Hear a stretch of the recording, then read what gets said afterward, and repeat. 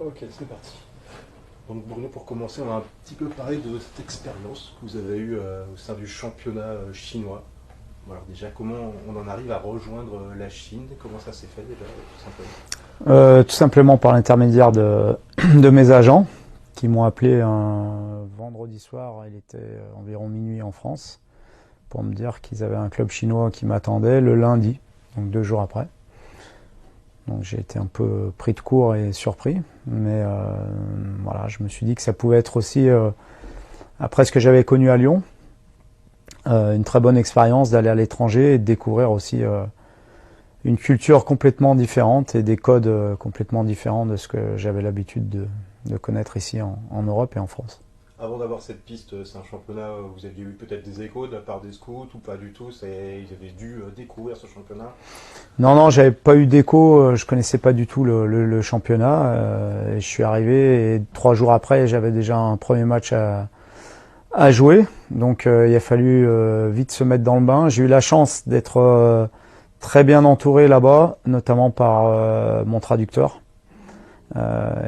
qui était un jeune étudiant de 23 ans qui avait étudié en Suisse, au Canada, et qui parlait parfaitement français, anglais et bien sûr chinois, et qui a été pour moi quelqu'un de très important parce que forcément c'était mon interface et mon bras droit. Donc ça, c'est le point vraiment positif parce que c'était la grande appréhension, le fait de se faire comprendre, c'était ça qui était le... Bah oui, vous savez, quand vous partez comme ça sans avoir rien préparé, sans avoir rien prévu dans un pays où vous n'êtes jamais allé, où vous ne connaissez pas la langue et où c'est quand même très difficile d'apprendre le chinois en peu de temps, c'est quand même une grosse appréhension. Et encore une fois, dès qu'on est arrivé là-bas, en fait, on s'est trouvé avec mon staff français, on était 5, on s'est trouvé très à l'aise, on a été très vite rassurés sur d'abord les gens qui nous entouraient, y compris ceux qui ne parlaient pas français mais qui étaient dans notre staff, et évidemment grâce aussi à mon traducteur. Déjà, j'ai été très surpris de l'engouement du public parce que la première année qui était hors Covid, on a fait 60 000 personnes à tous les matchs à domicile. Et à chaque fois qu'on allait à l'extérieur, les stades étaient bien remplis. Alors évidemment remis par rapport à l'échelle de la population d'une ville comme Pékin où il y a 25 millions d'habitants, voilà, on relativise, mais en tout cas ils sont fans, ils aiment le foot et ils étaient très supporters du club. Non, mais ils étaient exigeants, mais supporters, c'est-à-dire qu'ils étaient derrière nous, même lorsque c'était un peu plus difficile. Et une grande proximité avec nous aussi après les matchs, à la sortie du stade. Et vraiment, j'ai été très surpris par ça. J'ai été aussi très surpris par le professionnalisme autour de l'équipe, l'organisation autour de l'équipe professionnelle. Voilà, je m'attendais pas à ça. Hein. C'était digne d'un club du top 4, top 5 en France au niveau de l'organisation autour de l'équipe. Alors au niveau football, ce qui m'a le plus frappé, c'est qu'il y a des joueurs de qualité chez les joueurs chinois. On avait droit qu'à 5 étrangers, donc forcément j'avais beaucoup de joueurs chinois dans mon effectif, des joueurs de qualité notamment dans le domaine offensif, mais avec une difficulté pour eux pour prendre des risques et prendre des initiatives dans le jeu. Quelque part c'est un petit peu ancré dans leur éducation, c'est-à-dire que l'échec est très très mal vu en Chine, et du coup on a fait un gros travail avec eux au niveau mental sur cette faculté de tenter des choses et de recommencer même si on échouait, parce que forcément devant, parfois on rate des choses. Et petit à petit, on avait réussi quand même à les amener vers des prises de risques beaucoup plus importantes de leur part. Est-ce qu'on arrive avec une certaine aura, enfin, en tout cas un respect supérieur quand on vient d'un championnat majeur européen qui est traditionnel Oui, et surtout, ce qui les avait beaucoup frappés, c'était qu'on avait battu City en Coupe d'Europe. Et eux qui regardent beaucoup le championnat anglais et qui sont très fans des clubs anglais, avaient été frappés par ça puisque c'était une grosse surprise. Et du coup, oui, ça m'avait donné une légitimité à leurs yeux. Vous parlez de foot anglais, est-ce que du coup, en tant qu'entraîneur, on essaye d'avoir un jeu à l'anglaise pour plaire ou Non, sur ses principes? Non, je suis resté sur mes principes et honnêtement, l'équipe pendant 1 an et demi a beaucoup progressé. Il y a eu des très bonnes choses. On a fini une fois deuxième, une fois on a perdu en demi-finale puisque c'était sous forme de play-off. On est allé jusqu'en demi-finale de la Champions League asiatique. Vraiment, et j'ai eu beaucoup de plaisir à entraîner. C'est un autre métier que ce que je fais en France, mais j'ai pris beaucoup de plaisir. Et c'est dommage que le Covid nous ait freiné parce que évidemment la deuxième saison a été plus compliquée au niveau personnel à cause de ces conditions sanitaires. Ouais, je continue à regarder les résultats du championnat chinois et notamment de Beijing parce que encore une fois, même si je suis resté qu'1 an et demi, j'ai gardé des liens avec pas mal de personnes là-bas.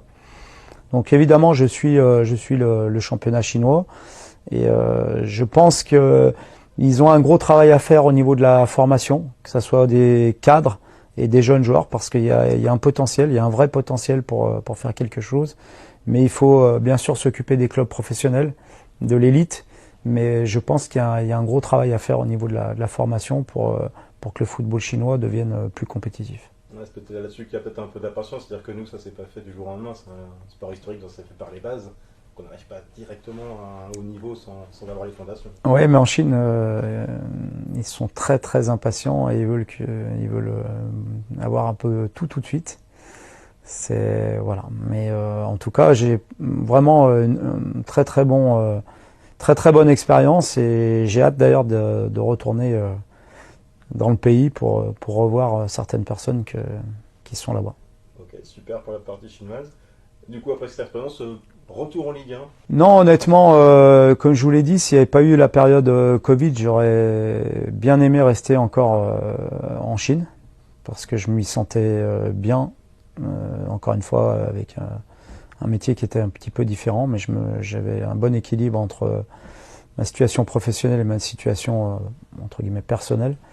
Mais bon, face à la situation, je me suis contraint de rentrer en France parce que c'était trop dur Et donc j'avais prévu de faire un break jusqu'au mois de juin, donc jusqu'à le début de la saison actuelle. Et puis j'ai reçu un coup de fil de Florian qui m'a dit voilà, Julien veut arrêter, est-ce que ça t'intéresse? Voilà, ils m'ont convaincu de reprendre un petit peu plus tôt que prévu. Plus court que prévu? 3 mois seulement. Oui, j'avais l'ambition de réentraîner. Après, pas forcément uniquement en France. J'étais ouvert à d'autres propositions aussi. Voilà, c'est les opportunités, enfin l'opportunité qui a fait que je suis ici à Rennes et content d'y être. La volonté du club aussi de me faire venir et la rencontre avec Monsieur Pinault père qui a été aussi déterminante. On a 8 journées de disputer. On sent une équipe avec un énorme potentiel, avec des rouages qui commencent à prendre, mais qui sont forcément perfectibles. On a un mercato qui se finit tard. On a eu... C'est tout à fait ça. Si on veut résumer notre début de saison, on va dire qu'au niveau comptable, c'est pas suffisant et c'est pas ce qu'on souhaitait et ce qu'on attendait. Ce ne sont pas des excuses, mais des explications. Il y a un groupe qui a été renouvelé. Il y a un groupe qui est très jeune aussi, puisqu'on est l'équipe la plus jeune de Ligue 1. Par contre, il y a beaucoup d'espoir et je pense qu'il faut de la patience parce que on sent qu'il y a une équipe qui est en train de se dessiner, qui est en train de créer des automatismes. Mais en tout cas, on sent une progression individuelle et collective de l'équipe, avec beaucoup de jeunes joueurs qui s'affirment et qui progressent. Donc, je trouve que c'est un projet à moyen terme qui peut être très intéressant ici. Il faut du temps, il faut de la patience, il faut accepter parfois qu'il y ait des imperfections parce que on a un groupe très jeune. Mais je trouve on fait beaucoup de progrès et qu'on est sur la bonne voie et il faut garder cette confiance, c'est important. Alors dans l'expérience, il y a deux paramètres. Il y a l'âge qui peut être considéré comme quelque chose d'expérience, un critère d'expérience, mais il y a aussi le nombre de matchs. Et même les jeunes joueurs à Paris, si je prends Mbappé qui reste encore un jeune joueur, je sais pas combien il a déjà de matchs de Ligue 1 et de Champions League, mais il en a énormément, donc il a déjà une grande expérience. Il y a des matchs internationaux, il est champion du monde.